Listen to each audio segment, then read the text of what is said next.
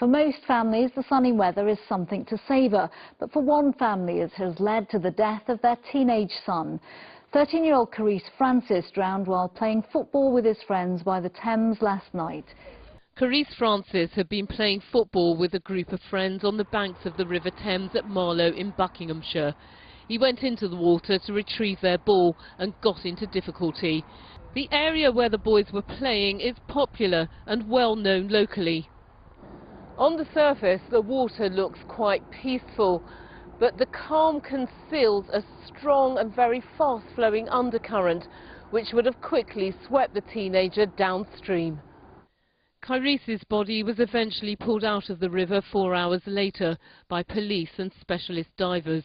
His parents and other relatives were also at the scene. Kyrece's death is not being treated as suspicious, but as a tragedy and a warning to all young people of the very real danger the River Thames can hold.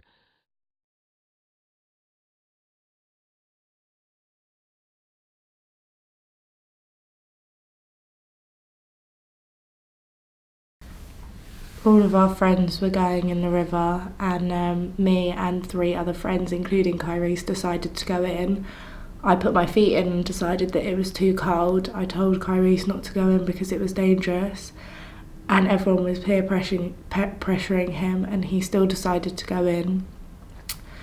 And he started to swim, and that's when we realised that he couldn't swim as he was drifting away and going up and down in the water. And 3 of the boys decided to swim towards him. 2 of them couldn't get to him because there was a broken tree in front of them, and one of the boys managed to get to him. But as he got to him, he grabbed Kyrece, and Kyrece was dragging him down with him. So he had to let go, and that's when Kyrece went down and didn't come back up. I called my dad and told him what had happened. And then I called Kyrece's mum to tell her what had happened, and I broke down into tears on the phone. And one of the boys had to take the phone off me and tell her what had happened. My dad was the first person that came down to the river, and then everyone else's parents started to come down along with the emergency services. At about 4 o'clock in the afternoon I got a phone call. As a parent, you dread phone calls like that.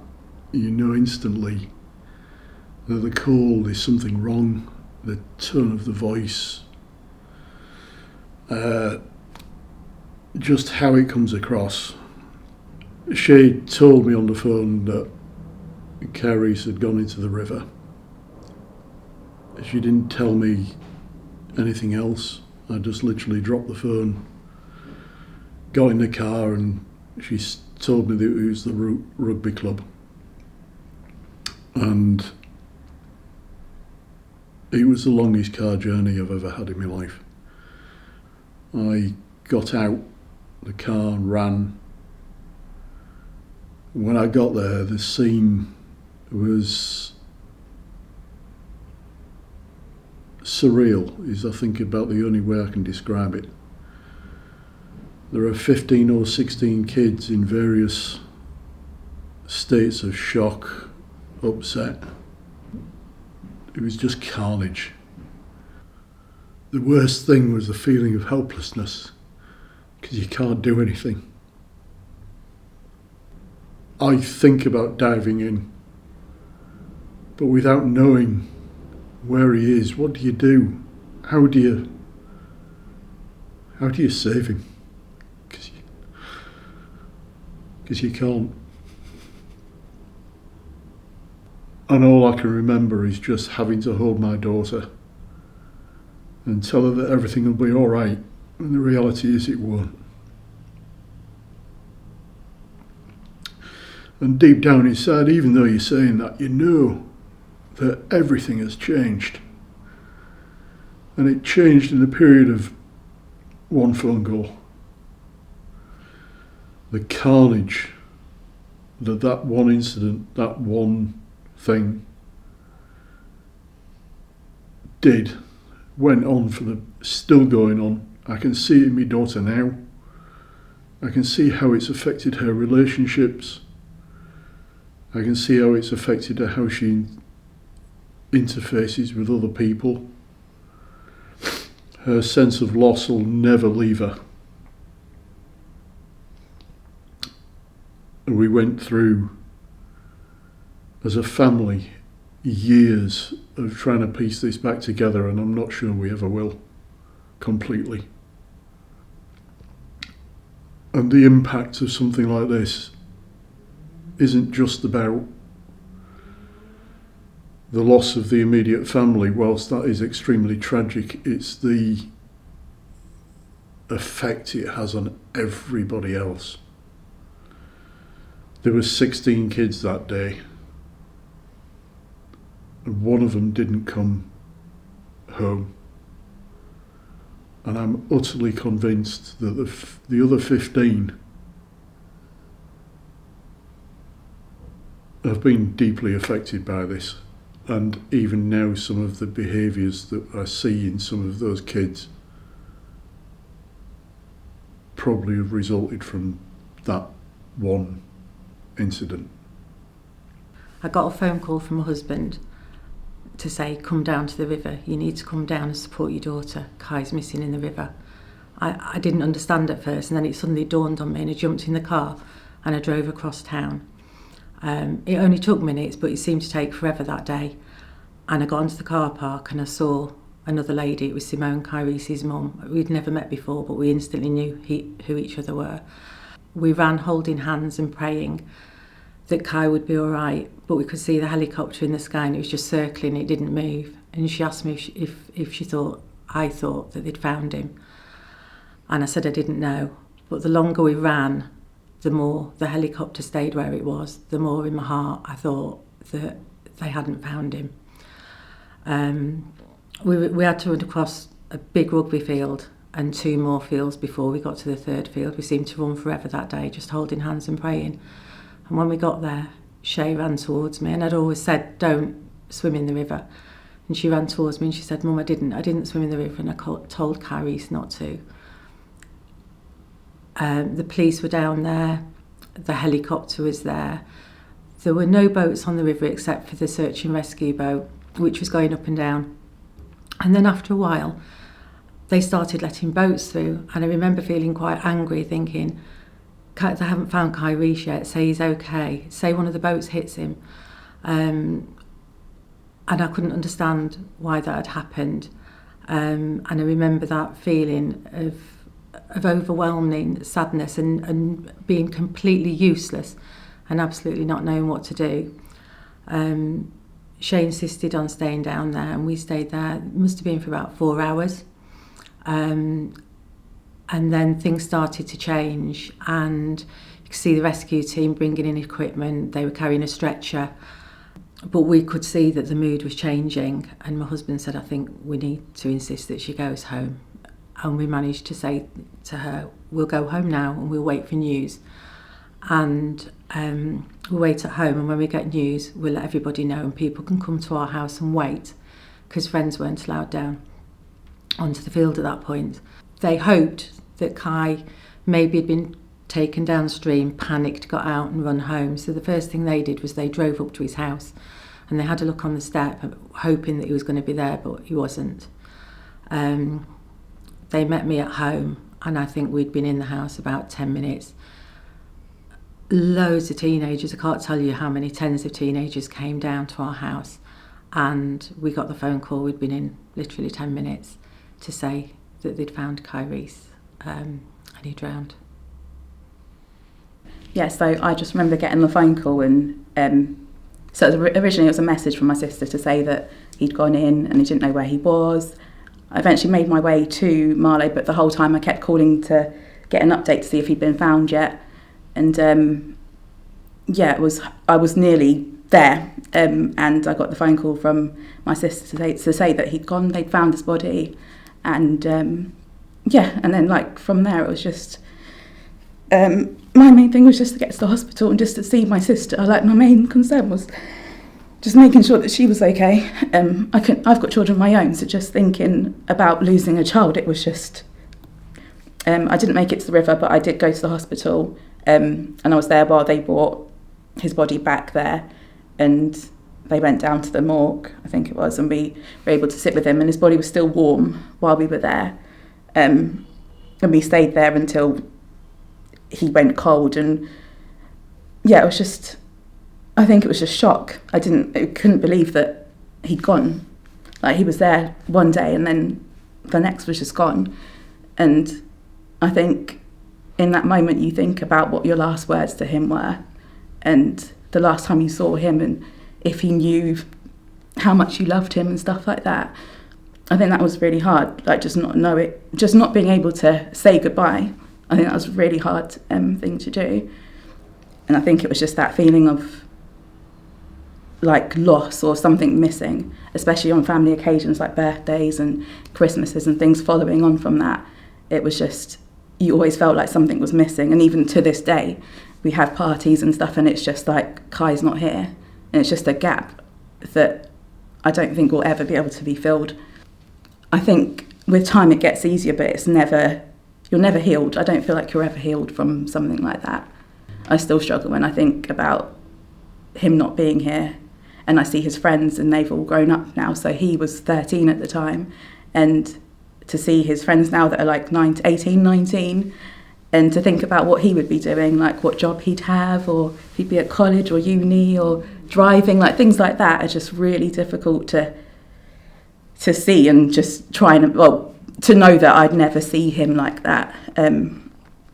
Yeah, it's just really hard. It is really hard. He was just so many things to me. He wasn't just my nephew, it was just like such a big part of my life. And yeah, it's difficult. He just had such a positive outlook on life. He really did. And he always aspired to be something great. I think that made it hard as well, to know that he'd never get to fulfil any of those dreams that he had. My daughter Simone screaming down the end of the phone, Kyrece is in the river, Kyrece is, oh my God, Dad, do something, we got come over to Marlow, we're over in Marlow, and someone said that Kyrece is falling into the river, and the supervisor basically said go. But I managed to get over there to find Simone, Kyrece's mum, standing at the side of the river, obviously crying and distressed and looking at the river. And yeah, Kyrece is in the river. They're searching for his body, and it's just not real. I couldn't stand near her and not do anything. It's that feeling of just not being able to do anything. The fire brigade are doing their bit, and we just stood there waiting. So I decided to just maybe walk down the river and do the same thing, help, do something. So that's what I did. I basically started walking. And while I'm walking, I'm thinking to myself, because there's lots of bushes and houses and really nice hot summers there, and there's people on the river and the lock and everything else. And I'm thinking to myself, okay, could be in the river, but then again, he might just walk out of the bushes over here and turn around and say, Grandad, somebody, see him with a towel around him, and some people gathered around him, turn around and said, oh, do you know this young man? He fell into the river, and we managed to pick him up. I think I got a mile down the river, just looking and hoping and praying that this isn't happening, we're going to find him, even though everything suggested that he's in the river. There's no getting away from that. He's in the river, and he hasn't come out of the river. Pretty much reached back where Simone was, and I got the phone call to say that they'd found him.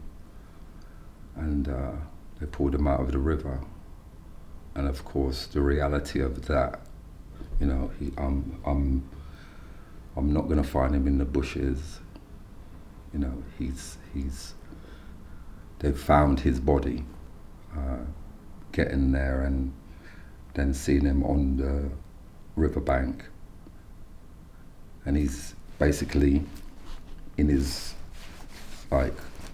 shorts, football shorts, I think it was. Yeah, he was in.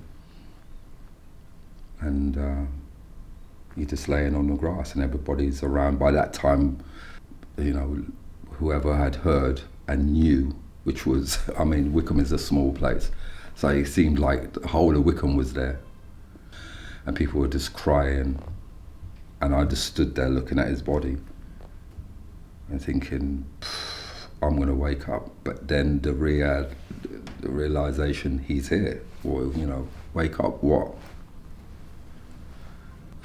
Just, I don't know how I felt. Sometimes I still don't know how I felt. I was just shocked, horrified, upset, crying, trying to come to terms. You know, everything is just a gamut of emotions. Disbelief, it's just horrible. Kyrece was well known through a football team he played for, where we bonded and become strong mates. We had a little group. It was me, Jake, Rosie and Dominic. We were a very close friendship group. We'd see each other every weekend, so we all found it hard knowing how Kyrece had died. We didn't know how to take it. We didn't know how to feel. We was just all there for each other. It brought us closer and closer together. The day of his funeral was very special because we realised how many people he had touched from him sadly passing away. The streets of Marlow were filled. It was amazing seeing how many people he was loved by and how many people missed him. He was a very strong footballer, was against drinking, smoking, everything. He was determined to make it professional. It was just such a shock of him. Like, it was a big player we missed in our team after that, but everything we'd done was dedicated to him, which is what we're all proud of. It's still hard knowing that your best friend that you was with every weekend, you're no longer going to see. But it's nice knowing that a great cause has come from it to help save lives, and I'm sure he'd be happy with us helping other people out. I still see people going down to the rivers, jumping in on a nice hot day, but it's until something big like this happens that they don't realise how dangerous the river can be. The effect on it has spread through a lot of people. It hurts a lot of people. It would just mean a lot for people to realise the dangers of the river and to stop swimming in them. Within Cheshire there's a lot of water. Some are major rivers. We have ponds, lakes, streams, we have canals, different lock systems, all present their own individual hazards. Some of these hazards include extreme cold temperatures, germs and algae. And what may seem appealing, particularly on a hot summer's day when the water's calm, to have some fun and to jump in, may not be the case. So we as a service train many individuals in the techniques of swift water rescue.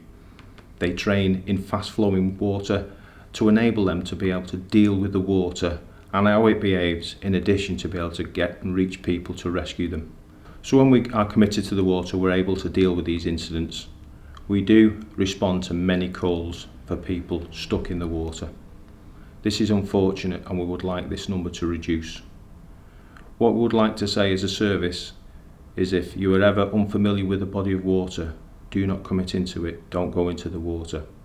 Unfortunately, each year hundreds of people die from drowning and many more have near drowning experiences.